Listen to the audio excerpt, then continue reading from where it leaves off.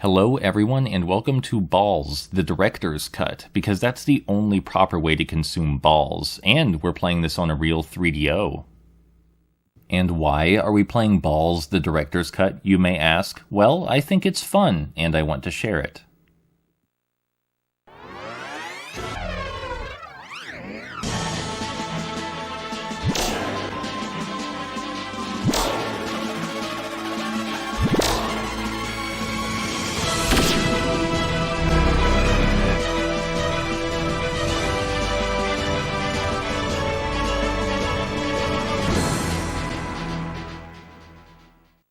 And personally, I think that's all the introduction you need, but I do have the manual right here. So if you'd like more, give me just one moment. Ballz, the director's cut, is arena combat. Pure, rude, and simple. You don't need to know any more than that, so don't ask. You either whoop us or you go down. It's the first words in the introductory paragraph in the manual. The instruction manual, by the way, is written by the Jester, that fellow that welcomed us. We're going to be playing as Boomer, and I picked Boomer because he's the clown, and I like clowns. Boomer has this attack while he's crouched called Telescoping Arms, which gives him an insane reach. We can also bowl our heads with Boomer, and perhaps my favorite mechanic, when we taunt, our next attack deals much more damage, and it stacks. So we can kill someone with a single attack if we stack it enough. However, I'm pretty sure that if we get hit instead of hitting them, the damage that would have been dealt goes to us instead. So it's risky business. We can add to our attack, but we're also adding to theirs. Anyway, the instruction manual has some words to say about Boomer, and given that the instruction manual is written by the Jester, the words aren't kind. The description for Boomer is, "Try playing him. You won't have to change your looks much. This guy'll do anything for a laugh, but he ain't no joke. If his jack-in-the-box head doesn't get you, his irritating giggle will. I won't say the guy who dreamed Boomer up is a sick little monkey, but he's got an autographed picture of Pennywise on his nightstand. Just remember, it only hurts when you laugh." So yeah, the Jester, generally an insulting fellow, and he's the personality in this game. He's where all of the personality in this game comes from, so the personality of this game is pretty punk and rude, and I actually like that about it. Basically for the same reason I like games like, what's it called? Plumbers Don't Wear Ties. I like games that are rude and unappealing on purpose, like Ballz and Plumbers Don't Wear Ties, and that's pretty much all those games are. They're made to be unappealing, and to most people they were. But ironically, they're appealing to me because they're made to be unappealing, which is kind of tragic for the purpose of the art if you think about it. Like, it doesn't want to be liked, it wants you to dislike it, but I like it because of that. But I'd say it fulfills its purpose for most people, because Ballz and Plumbers Don't Wear Ties are not well-liked games. Not just because of their attitudes, though in Plumbers Don't Wear Ties it was probably mostly because of its attitude. But also people just don't think that Ballz is very fun to play. And I actually do think Ballz is fun to play. Granted, I only know how to play as one of the characters, and I only use 3 of his moves, but I won the game using what limited strategy I understood. It's also the case that because I played the game a fair bit, I've come to understand some nuances about how it works, like which attacks knock people over, which attacks dizzy people, the range of attacks, what exactly is going on at any given moment. That last thing is kind of hard to determine when you first play Ballz. You're kind of uncertain what's happening. Why are the visuals like this? How can I tell what attack is whose and who's taking damage when? You get used to stuff like that. I suppose I should talk about a few of the nuances I do understand, which is good because we're going to fight Dunk next, and Dunk is a good place to talk about those nuances. So, it is possible to grapple enemies and also get in a grapple struggle, and when you're in a grapple struggle, you need to mash A to escape quickly, which I think we're about to get in a grapple struggle with Dunk here very shortly. And I lose this one, you're supposed to mash A. I'm not sure if I lost this just because Dunk always wins these, but whenever I fight Dunk, I'm never able to win a grapple struggle, but that's what they look like. As for Dunk in particular, Dunk has his own projectiles. We have a couple, but so does Dunk, and that means that our telescoping arms, which keep enemies at range, aren't great for Dunk, because he'll just throw his projectiles at us, and given that he can taunt to increase the power of his projectiles, it's beneficial for us to stay at close range, even though that might seem very difficult. Thankfully, though you haven't really seen it yet, Boomer does have a helpful close range attack. He can handstand and kick at the same time, which pulls us to the side away from the enemy and also knocks the enemy over while dealing significant damage. And we're going to be using that a lot until Dunk is low health. You see, when enemies are low health in this game, they retreat and start punching at long distance. This is because if their health is low, they're afraid you'll use a fatality on them, and punching at long distance makes sure you stay away from them. This works to our advantage though, because no matter how long distance their punch is not longer than our telescoping arms. So we just get in a little close and use our telescoping arms, or stay back and use our bowling head move. Either will do to finish them off. We can also just wait. That was my bad. I taunted, and he used a splash damage attack, so I died instead of him dying. That's my bad. The damage came back to me, just like I was talking about earlier. Entirely my fault. Bad play. Anyway, hopefully now you've at least gotten a basic idea of how we take care of Dunk. We do that handstand kick, and then when he's at low enough health, we either use our telescoping arms or we use our bowling head without taunting, because we don't want to be murdered this time. There are, by the way, move lists for the characters in the manual as well. Boomer has a self-destruct, the telescoping arms, the ability to throw and bowl his head, and the dive bomb. All moves in the instruction manual. I've used most of them, though not all of them, but we'll really only be using the telescoping arms and the bowling head and the handstand. The handstand I figured out by myself. There are moves that aren't listed in the manual. I assumed they only wanted to list a few and have you figure out the rest yourself. But I would have preferred a full command list. That said, of course, it's not lost on me that Ballz is probably the last game to care about my personal preferences. If I told Jester that I would have preferred, the Jester, that I would have preferred a command list, he'd probably just laugh at me. That seems in character. Oh, and you might also be wondering what's so director's cutty about this director's cut. Aside from it being the best looking and sounding version, there's also a paragraph about that in the manual. I'll read it for you. If you're wondering why I called this the director's cut, it's because with this version I can bust you up the way I've wanted to all along, without the censorship and stupid limitations placed on me by those boneheaded tiny bit machines. Also, it's because I'm director of this place, with more fighters, more moves, and better balls than ever before. Like I said, the instruction manual is written by the Jester. The Jester also signs all of his rambles with Bonen Noctan, which, as I understand it, is how you say goodnight in Esperanto. Probably butchered the pronunciation, though. Oh, and it looks like we're due for our first boss character. Pretty sure this is our first boss character. So Flapper here is an ostrich, and it can stick its head into the ground to regenerate health. This means, though, that it's also the easiest boss, because we can just run away and taunt 3 times, and then 1 bowling head will be enough to kill it in 1 hit. There is a section in the instruction manual on the bosses. It doesn't go over each boss, but I'll read it to you anyway. The bosses, designed and coded by yours truly. I built them in to keep joystick weenies like you out of my hair. I can't tell you much about them, cause that would spoil the surprise. Shatter them all and I'll pay you a visit. The boss fighters are generally more powerful than the character fighters, but most have some kind of Achilles heel you need to look out for. Bosses cannot be picked up and thrown, nor can they be made dizzy. True to fighting games, most of the bosses have some kind of cheese-tastic gimmick like that, like being able to heal infinitely or having an attack that damages you from anywhere that's easy to spam, stuff like that. Most of the character fighters I find more interesting to fight, even though usually just using our telescoping arms will take care of them. Sometimes there are guys like Dunk that show up that we need to think a bit more about. Oh, though now that I'm snout deep in the instruction manual and Zombie isn't a particularly interesting foe, I can read you this quiz that's on the very first page of the instruction manual. A quick test for Ballz, the director's cut players. These questions have multiple choices after them. So, question 1. The Ballz, the director's cut arenas are located in A heretofore undiscovered dimension, B, a city on a distant alien planet, or C, an obscure corner of the cybernet. I'll give you all the answers when all the questions are asked. Question 2.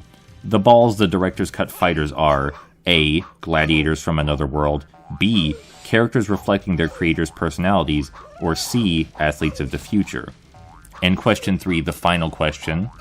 The Ballz, the director's cut bosses are A, metaphysical manifestation of human neuroses, B, hand-picked mercenary bodyguards, or C, vengeance-crazed warriors. I'll give you a moment to think about what you want to answer, and then I'll give you the answer sheet.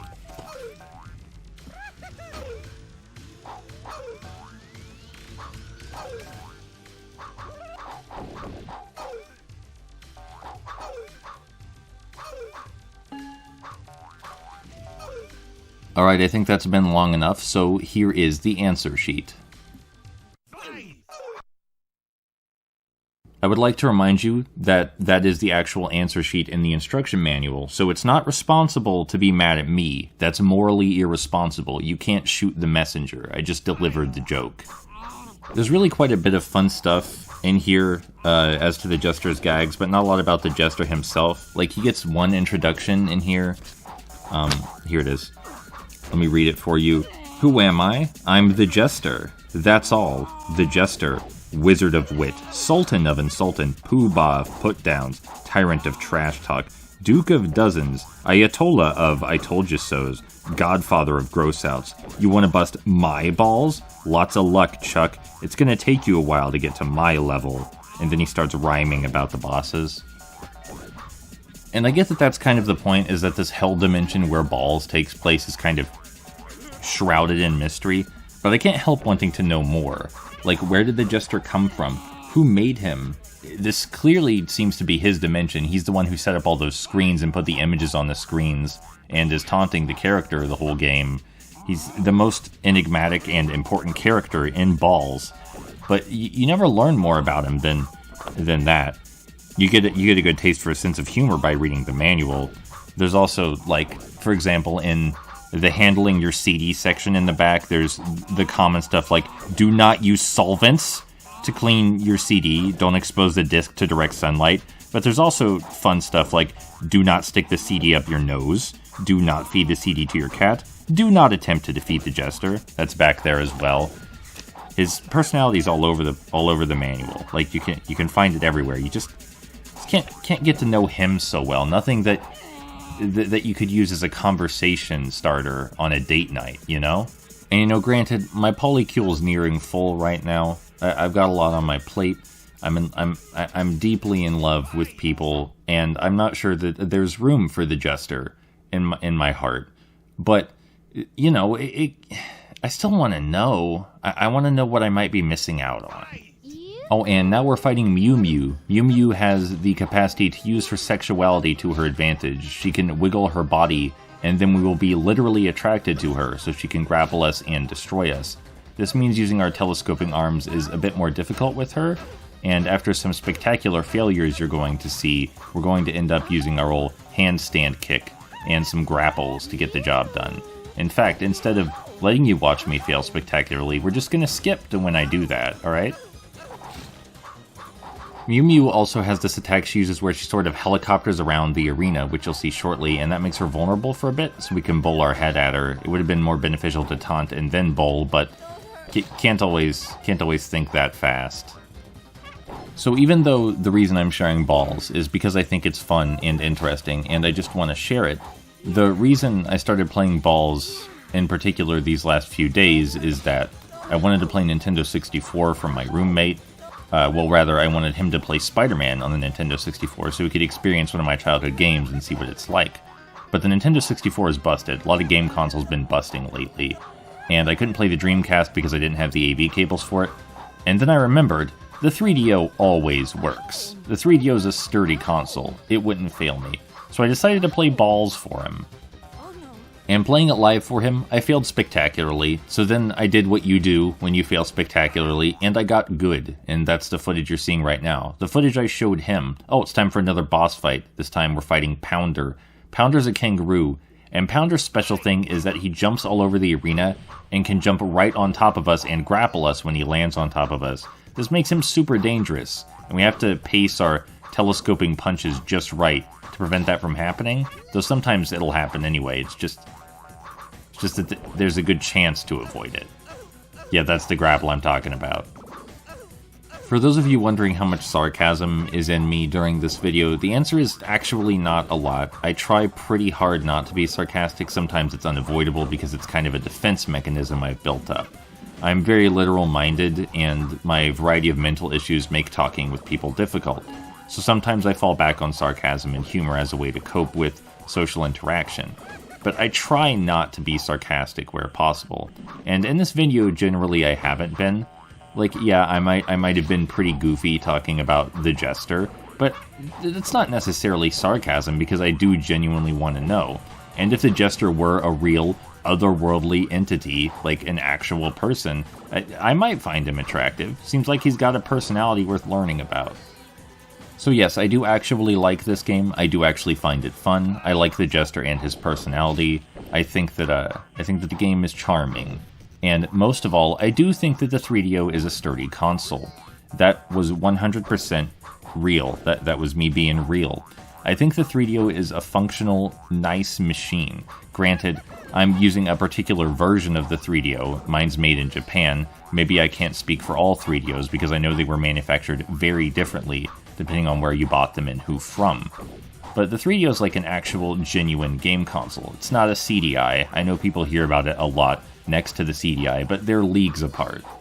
The CDI, my friend Nico has one. He can tell you all about it. I'm sure he will if he watches this video. But they fall apart, and they fall apart fast. They practically seem like they're built to fall apart. But the 3DO was actually made for people who play video games, and it shows. The 3DO is also home to one of my favorite video games I haven't spoke much about, if any about, on this channel. Maybe haven't mentioned it before. And that's because, like, every time I think about bringing it up, I think about how I have to talk about why I love it. And I think about how I'll have to do a video on it, and how that means I'll have to rememorize the game so I can actually complete it. But what I can tell you, since I'm not going to tell you the title, I will give you an incredibly cryptic hint. There's a version of the game for the 3DO, and one for the PC. The PC is a remastered version of sorts. It completely changes the layout of the levels, completely changes the game design, tries to make the game feel more organic, and it's generally more presentationally appealing, something you could see an actual consumer buying instead of just like a 3DO fanatic. But they also changed the ending in the PC version to make it less depressing and more in line with traditional Hollywood endings, or what people expect when they see endings. In other words, it's happy schlock. I found that infuriating, and if you ask me, the 3DO version is the only version of the game. I find the PC version to be an insult. That said, the game also runs quite terribly on actual 3DO hardware. The frame rate is not so good, and the first couple of levels probably make people put the game down almost immediately, but that's just how things were. The 3DO, it was a fine console, and it had some good games on it, but a lot of times the developers weren't as concerned with polish as maybe they should have been, quite famously. But I find the 3DO and what it tried to do and what it tried to be really pleasant. Like, it was a console made by the people who play games for the people who play games. No, I'm not going to say the word gamers. I will never say that word unironically. I would absolutely own several more games for the 3DO if they would stop getting destroyed in the mail, please. I know they're coming all the way from Japan, but it would be nice if that could stop happening. The 3DO is also the site of some sore memories for me, because it's a point at which I became really dissatisfied with the work I was doing making long plays for the long play archive. I don't do that anymore, by the way. There is a playlist of the 200-something long plays I made for them on this channel, but I don't make long plays for them anymore, and if I ever do make long plays, it'll be for me. But part of the reason I quit is because pretty much all of their long plays, with the exception of Nico's, as far as I'm aware, and more modern consoles, pretty much all of their long plays are done with tool assisting. They're not speed runs, but they do use save states, and they edit the footage so that it appears save states weren't used. And last I checked, they don't even make a mention of the fact that they do use save states in their video descriptions, which leads a lot of people to believe that the gameplay footage is accurate. They also don't play on real hardware most of the time, or if they do, they still use save states. For anyone confused about why this matters to me, I care a lot about video game preservation and art preservation. And gameplay done with save states is nothing like actual gameplay. It's incredibly inaccurate because you can just brute force your way through every problem, playing in a way that no human consistently could. So your gameplay comes out, and it looks like nothing like how the game actually plays. And since the Long Play Archive is an archive, they've got some forgotten games on there. Games that people will look up on the Long Play Archive and assume to be accurate. But it's not. Like, I played on real hardware almost all of the time that I could, even for things that were incredibly forgotten and undocumented, like McFarlane's Evil Prophecy. I've got a few forgotten games on there, always on real hardware. And does it bother me that they play tool-assisted with save states and don't even mention they're not using real hardware or playing unfairly? Yeah, it does bother me. It does bother me that they cheat and don't even mention it and pretend that their gameplay is accurate. That pisses me off.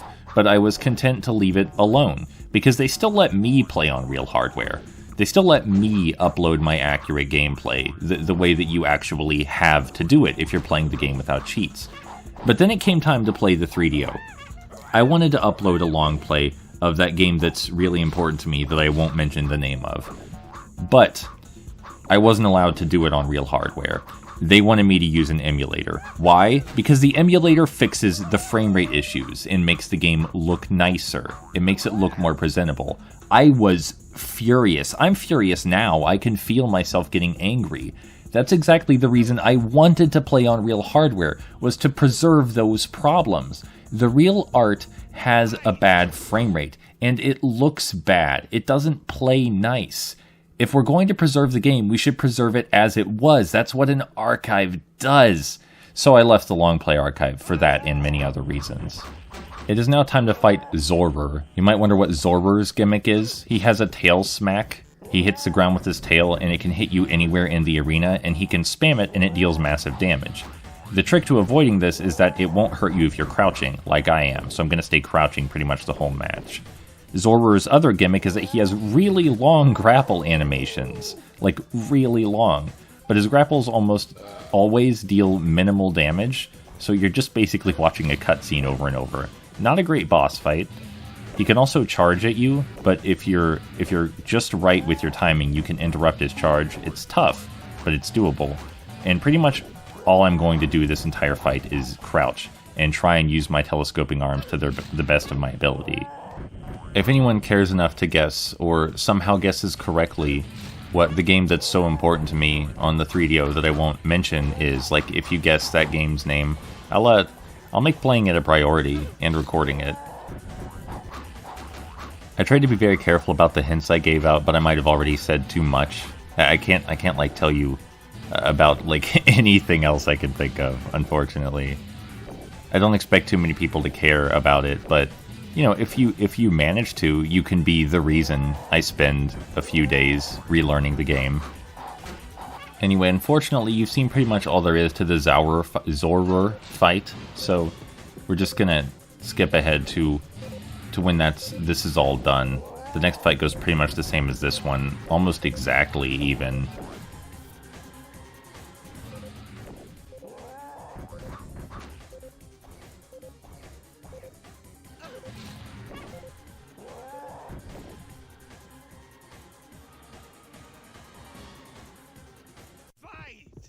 So my roommate Nathan, when I was showing him this footage that I recorded so he could see the ending of Ballz, he said, "Wow, there's so much game left," and he just sounded exhausted, and he wasn't even the one playing. I do admit that for fighting game standards, the arcade/story mode goes on for quite a bit. There are a lot of opponents, and the way I play the game, you're doing the same thing for most of them. It's also the case that you can't change the settings so that there's only one round, which is unfortunate. Usually in fighting games, you can change the settings so you only have to fight one round, and I prefer to do that. I think if I beat the computer once, that should be it. I should be good. Especially since this is an arena combat game in another world, I think it should be one and done. But even if you try to change that setting, it doesn't apply to the single player, only to the multiplayer. There's some thing, I don't want to call it a flaw or an issue, because it's not necessarily a flaw that there are multiple rounds to these fights, but this thing where I can't force the game to be single round, actually not the only fighting game on the 3DO that does that, not even the only game I own for the 3DO that does that. I also own Rise of the Robots for the 3DO, the best version of Rise of the Robots aside from the PC version, and you can't change the game so it's only single round fights on that either, which is it's much more noticeable in Rise of the Robots than it is in Ballz, because I think Ballz is genuinely fun to play, and I don't think Rise of the Robots is particularly fun to play, but maybe it'll grow on me more as I re-experience it. The reason Rise of the Robots is best on 3DO, by the way, if you have to play it on console, is because it has an opening cutscene that explains the story. It has between-level cutscenes that are fully animated. It has some really grotesque fatalities if you lose to the enemies. And I mean, that's about it. Do you need anything more? It looks the nicest, I guess. This is Specter. We're fighting Specter now, and Specter is my least favorite boss. Specter's deal is that it can transform into whatever it feels like, and its health refills when it transforms, and it can transform as many times as it wants. Man, I was having trouble saying that. Basically, Specter can perform a move that turns it into a different boss at will, and its health also refills when it... I just can't talk. So how do you fight a boss that can regenerate all of its health at will? Well, what you're meant to do is attack it so fast that it doesn't have a chance to transform. Or you can run away and then taunt a few times and kill it in one go. That's much riskier. You'll actually be seeing me do both strategies, though not by intention. I would have liked if the second strategy worked both times, but can't always be that simple. So we're going to run away from... Oh, he transformed back to his normal self. He was only L Ballz for like a second. So we got to lower his health again, so he'll try to transform again. It's not a particularly fun boss fight, but you do have to do more thinking and actual playing than when you're fighting Zauror, so there's that. I suppose we can use this time to talk about the game's music. The game's music, I think, is great. And by great, I mean I think 2 of the tracks are great. I really like the boss fight track, and I really like the Jester's track, and I kind of forget most of the others. They're thematically appropriate. As to the sound effects, they seem to be intentionally annoying, and it doesn't work on me. I find them perfectly tolerable, but I imagine most people would find them annoying. Oh, I almost forgot a bit of fun trivia about this game. This game was actually made by the same folks responsible for the Pets series, that being dogs, cats, and so on. You might not think it, given how different Ballz is from those, but no, that's true. I'm even reasonably sure, though not completely sure, that Ballz came first. And I think it's kind of a shame that there wasn't more Ballz.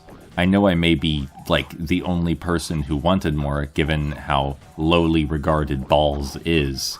But I just can't get enough of Ballz, and I wish that there were more of it to experience, more of it to shove in my face. It's not like a lot of other games I play where the world is completely fixed, finished, and done, and there's nothing to wonder, and the characters have undergone all of their treatments, all of their development, and it's through. There's so much that needs answered about the world of Ballz. So much more I want to know. It's mostly the Jester. I mostly want to know more about the Jester still. So when Specter transforms into the Viper is really hard to run away from, and it has really long grapples where it eats us and tries to coil us, and they deal a lot of damage and are hard to escape from. But the Viper can also be easily stun-locked as long as you keep on the offensive, and that's how we're going to manage to win, is we're just going to keep hitting it and not stop. Sounds fairly simple, but I didn't really expect that strategy to work, considering it didn't work with any of the other transformations that Specter has. And after we shatter Specter, we will only have the Jester left to face. Surprisingly, the Jester is actually not all that he's cracked up to be, as you'll see. Don't get me wrong, he tries. He has some spectacular-looking attacks at his disposal, and if you lower his health down to 0, he miraculously regains it, while you still keep your health where it is. But we've already fought so many bosses with cheese-tastic abilities that one seems a little underwhelming by comparison. No, you see, our telescoping arms will be plenty to take care of him. And honestly, after fighting Specter, it's kind of a relief, but it is still a shame also that he's not incredibly over-the-top powerful, given his personality. So yeah, this has been Ballz. I do have some complaints about it, which you've heard, but for the most part, I really enjoy it. I really enjoy the presentation, I really enjoy the attitude, I really enjoy the atmosphere, and I love the surreal, otherworldly nature of it all. It's just kind of a unique experience, and while I can definitely understand why other people might not want to play it, especially fighting game fans, of which I am not one. I don't play many fighting games. I find them too complex for me, so generally simpler ones like this I enjoy a lot more. I like it. And considering the entire point of the game was kind of to be unappealing and rude, I think it succeeded at what it wanted to do. I think that presentationally and in terms of personality and charisma, it's absolutely everything it wanted to be. So I don't really have any qualms about calling it good. I'll call it good all I want. I think it's a good game.